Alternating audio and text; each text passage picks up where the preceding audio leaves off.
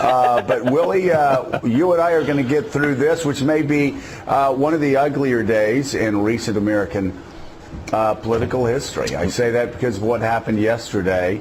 We knew that the Bill Clinton allegations were coming.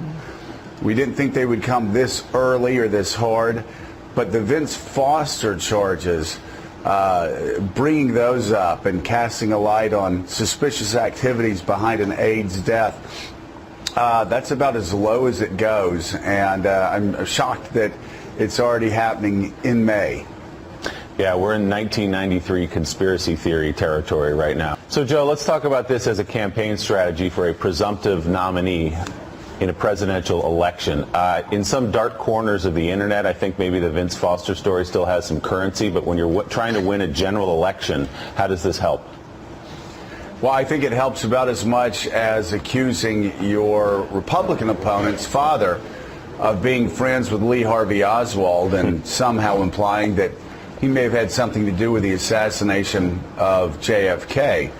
I wonder what Nicole, Republicans who are, Bob Corker yesterday, one of them, what Republicans who are now going and trying to treat Donald Trump with respect as their presumptive nominee, what are they thinking? There is absolutely, Mark Halperin, no pivot. I've seen no pivot over the past week or two. In fact, I've actually seen a candidate who seems to be going, digging down even deeper into his bunker at a time that he needs to start moving aggressively towards picking up female voters, Hispanics. We could go down the list. We talked about it on the show 2 weeks ago, that the window is very short for Donald Trump to actually start moving in areas to clean up some of the messes that are there when you look at the polls. But no evidence that he's doing that. And in fact, he's just pushing down on the accelerator. He's driving towards the entire party now towards the side of a cliff. When he talks like that, it's the press's responsibility to move from being theater critics and marveling at his political skill to saying that the two sides are not fighting equally or with the same degree of seriousness about the office for which they're running. Now, John Heilman, you look at Donald Trump's approval rating yesterday, 27%. Yeah. You look at the fact that 58% of Americans say he's not qualified to be president of the United States. Right. 60% of Americans say they disapprove of Donald Trump. 76% of Americans say that they disapprove of the way that he treats other people. And it's hard to believe that any of those numbers are going to do anything but go in the opposite direction of where the Republican Party wants them to go.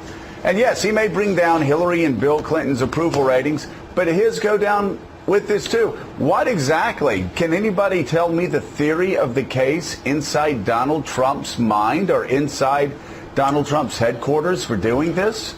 I can't, and I don't think it really is a question of within Donald Trump's headquarters. I do think it's within Donald Trump's own mind. I think this is, as Nicole said, a real reflection of, some of how he thinks he's going to need to win. And I have to say, Joe, I think it's not even a question of, clearly this kind of attack is not going to improve his dismal unfave ratings, especially with voters who are movable in this country. But I don't even think that he's going to drive Hillary Clinton's favorable numbers down very much, because again, for anybody with whom these kind of attacks resonates, they already hate Hillary Clinton. They already believe the worst of the Clintons. I think he is setting up the Clintons by going after them on this stuff so early. It puts them in a position where they can be the high road candidate, and they are pretty, because he knocked them off their game when he first raised this last December. But right now, they seem very resolute on being able to argue, we're not going to indulge in this. We're going to stay on the high road. We're not going to address it. We're going to go forward. And eventually, it's going to be spent. Not that long from now. There's not that much more to say. Once you got to